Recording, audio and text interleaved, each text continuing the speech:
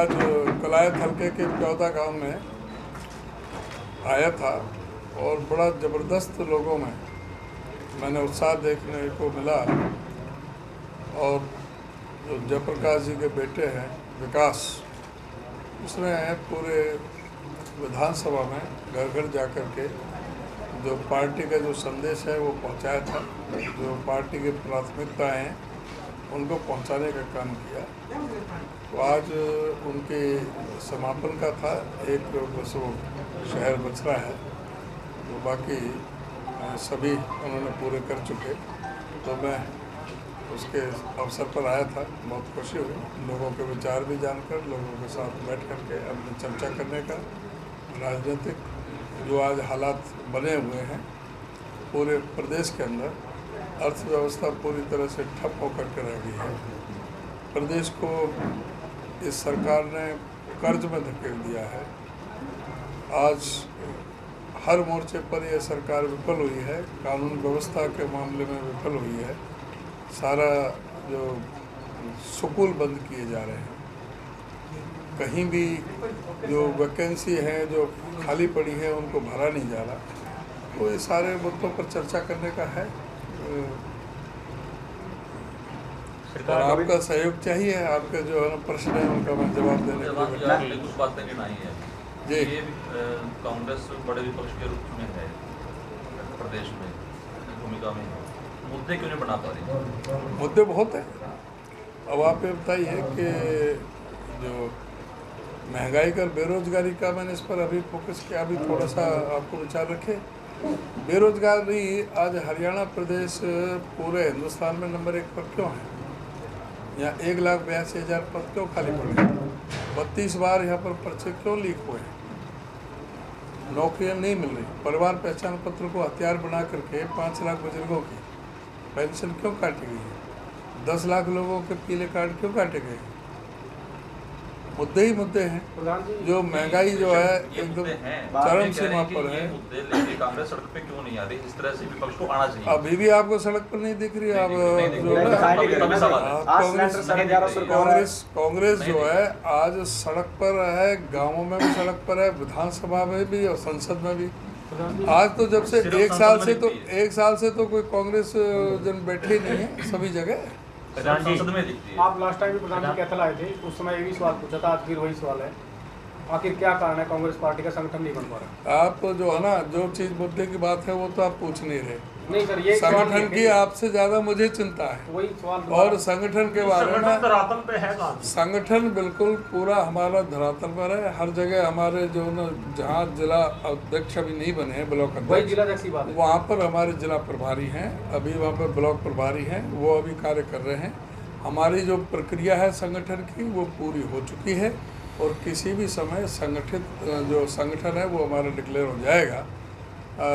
संगठन की तो चर्चा बाद में कर लेना। जो मौजूदा जो वर्तमान में जो मुद्दे हैं आप उनको भी फोकस करो। नहीं, वो आप जो है ना हमारे पर छोड़िए, जो है ना वो हमारी सिरदर्दी है। आपसे आप तो चिंता कर रहे हो, उसके लिए तो हमारी है। प्रधान जी, हम महसूस कर रहे हैं इस बात को। आप निश्चित रहे। बीजेपी की सरकार से जनता दुखी है, लेकिन कांग्रेस की तरफ क्यों नहीं आ रही? उनको कांग्रेस में कुछ नजर ही नहीं आ रहा। कांग्रेस में सारा संगठन सारे मजबूत है, सारे हमारे कांग्रेस में संगठन नहीं होता तो 2 डिग्री टेम्परेचर में सुबह 6 बजे रैली नहीं हो जाती बॉर्डर पर। अगर कांग्रेस में संगठन नहीं होता तो पानीपत में सबसे बड़ी विशाल रैली नहीं हो जाती अब तक की। अगर कांग्रेस में संगठन नहीं होता तो लाखों आदमी सड़कों पर भारत यात्रा में नहीं चलते। कांग्रेस में संगठन नहीं होता तो गांव-गांव में जो हाथ जोड़ो यात्रा है वो नहीं चल रही होती। और जब भी जो है एक बात सुनो, जो भी धरना और प्रदर्शन, चाहे वो LIC के सामने हुए हों, चाहे नेशनलाइज्ड बैंकों के सामने हो, चाहे महंगाई के खिलाफ हुए हों, बेरोजगारी के खिलाफ हो, सभी जिलों में, सभी जो सब डिवीज़न लेवल पर सभी ज़िलों में और अपने राज्य स्तर पर चंडीगढ़ भी और दिल्ली भी कितने लोगों ने सभी धरना प्रदर्शन में सब जगह भाग लिया है।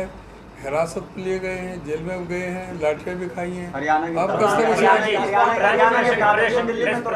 ऑपरेशन ये है कि विपक्षी दलों में कोई भी राजनीतिक पार्टी है उसमें जिलाध्यक्ष के पद एक संगठनात्मक तौर पर जरूरी होता है। हम ये कह रहे हैं लंबे टाइम से कांग्रेस पार्टी में जिलाध्यक्ष के पद नहीं है, ये कारण क्या है आप लोग का? कोई कारण नहीं है, सारी प्रक्रिया पूरी हो चुकी है, कभी भी संगठन में प्रधान जी हाथ से जो हाथ जोड़ो यात्रा आप लोगों ने शुरू की है सर, इकट्ठी कर रही है कांग्रेस, लेकिन उनको वोट में क्यों नहीं कन्वर्ट कर पा रही? कन्वर्ट नहीं हो रहे वोट में। कांग्रेस तो पहले भी जीती थी, जो सिर्फ 5,356 वोटों का फर्क रहा है कांग्रेस का और भारतीय जनता पार्टी के वोटों में। और जो मैं बताऊं उसमें सबसे बड़ा जो रोल आप ये कहोगे, मैं नेशनल मीडिया की बात कर रहा हूं, खास करके आज तक और एबीपी न्यूज़ पर 21 तारीख को वोट पड़ी थी और 18 तारीख को इस तरह से लोगों को गुमराह करने का काम किया था कि 78 से 83 सीटें बीजेपी की आ रही हैं और 3 से 5 कांग्रेस की आ रही हैं। ये लोगों के जो ओपिनियन अपनी थोपने का और ओपिनियन बनाने का बीजेपी के पक्ष में कितना उनमें डील हुई है तो वो जाने, लेकिन ये ओपिनियन बनाई गई। जो फ्लोटिंग वोट होती है वो 5-10% होती हैं। अगर 2% भी फ्लोटिंग वोट हुई तो भी 15 सीट कांग्रेस की बढ़ती और 15 सीट भारतीय जनता पार्टी की घटती। अभी भी 40 पर टिक गए, जब जो 83 सीट दे रहे थे 40 पर टिक गए और कांग्रेस की 31 सीटें आई। तो आप ये ना कहो, जनता का पहले भी बहुत विश्वास था और अब इनके जो जुल्म सितम हुए हैं उनसे जो है ना आज जनता पूरी तरह से परेशान है। आज पूछ रही है कि भाई जो 48 साल में 2014 तक 60,000 करोड़ का कर्जा आज 3,70,000 करोड़ पर कैसे पहुंच गया? आज कोई बच्चा हरियाणा में अपने माँ के पेट से जन्म ले रहा है तो 1,18,000 रुपये का कर्जा लेकर के पैदा हो रहा है। बिजली का अगस्त 2010 में हुड्डा साहब ने समझौता किया था अदानी पावर से और 2 रुपये 94 पैसे प्रति यूनिट के हिसाब से 1424 मेगावाट का समझौता था, जो 25 साल तक बदस्तूर जारी रहेगा और 25 साल तक इसी रेट में अदानी पावर बाउंड थी हरियाणा प्रदेश को बिजली देने के लिए। फिर वो क्या कारण बना कि जो अदानी ने एकदम हरियाणा की बिजली बंद कर दी, हरियाणा में त्राही मच गई। इनको 7 रुपये से 11 रुपये तक यूनिट में बिजली खरीदनी पड़ी लोगों के लिए और उसका नुकसान जो HERC जो हरियाणा इलेक्ट्रिसिटी रेगुलेटरी कमीशन है 1144 करोड़ रुपए का नुकसान उसमें उन्होंने निकाला।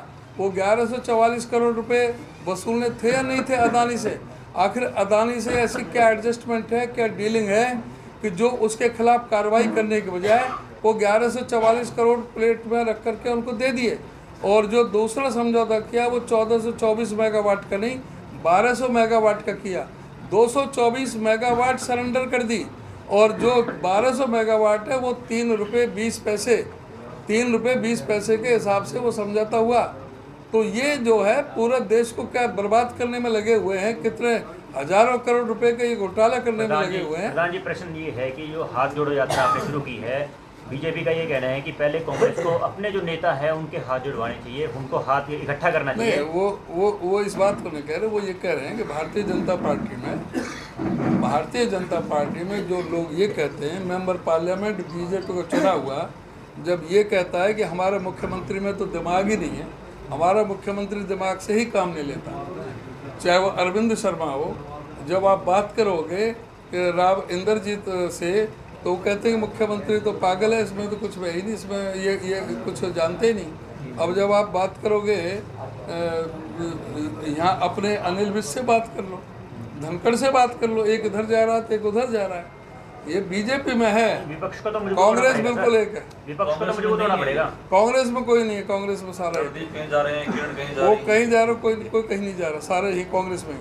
हरियाणा में 2 कांग्रेस मंत्री नजर आ रही हैं, हुड्डा कांग्रेस नहीं, कोई कांग्रेस नहीं है, कांग्रेस में सर साफ दिखता है सर, पहुंचते ही कांग्रेस एक है, जो अलग जाएगा वो अलग थलग ही पड़ जाएगा, वो अकेला ठूठ रह जाएगा, उसमें कुछ नहीं, उसको सवाए अंगूठा के और कुछ नहीं मिलना। 2024 चुनाव को लेकर क्या तैयारी है? 2024 को पूरी तरह से तैयार है कांग्रेस और 80 सीटें लेकर के कांग्रेस जीतेगी, इन्होंने तो 75 का झूठा नारा दिया खेमों में लड़ेगी, है। एकजुट होकर लड़ेगी या खेमों में लड़ेगी? एकजुट कांग्रेस एकजुट है, कांग्रेस पर कोई क्षमा नहीं होगी। बीजेपी और जेजेपी दावे कर रहे हैं भी हम इकट्ठे, जेजेपी कहाँ जमा, जीरो पार्टी खत्म हो गया। कांग्रेस भी ले सकती है किसी का हाथ के साथ। नहीं, कोई जरूरत ही नहीं कांग्रेस को, किस लिए? सारे जो ना ये तो सब शामिल है, सारे घोटालों में शामिल है। पद यात्राओं का दौर चल रहा है, कभी अभय चौटाला पद यात्रा चला रहे तो कभी राजकुमार सेन, तो कभी बलराज कुंडू का चेहरा रिप्रेजेंट कर रहे हैं। कांग्रेस की तरफ से क्या? कांग्रेस की तरफ से सारी पदयात्रा देखी नहीं हमने। पदयात्रा पहले 75 किलोमीटर की सब जगह हुई।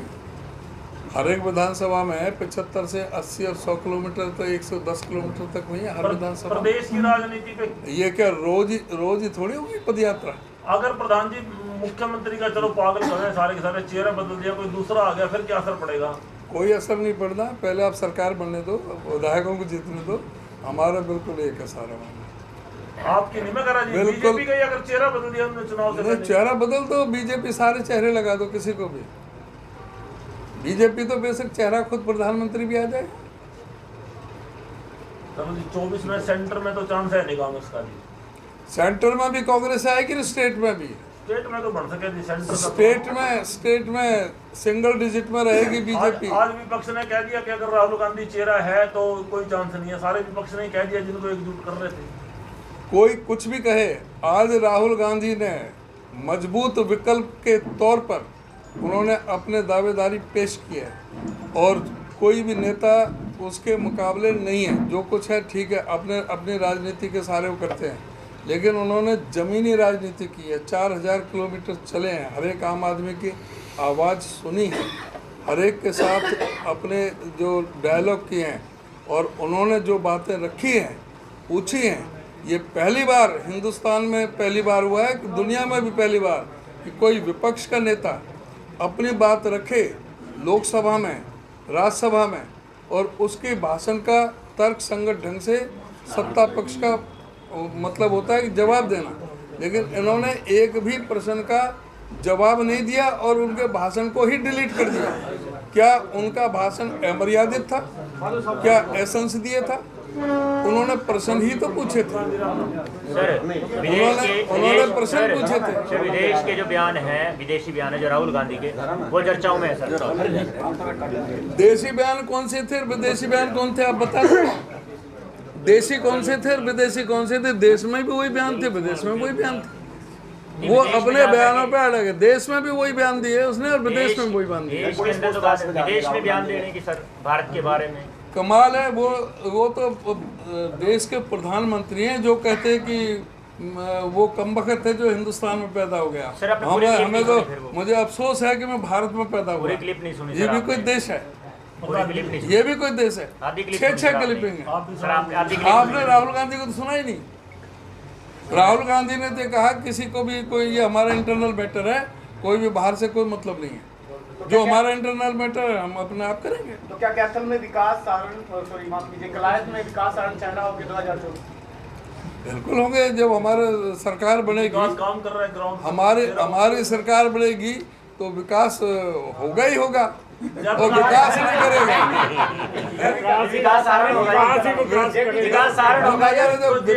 विकास तो होगा ही। पुत्र के बारे में बात कर रहा हूं, टिकट को लेकर। टिकट का तो अभी समय आने दो। अभी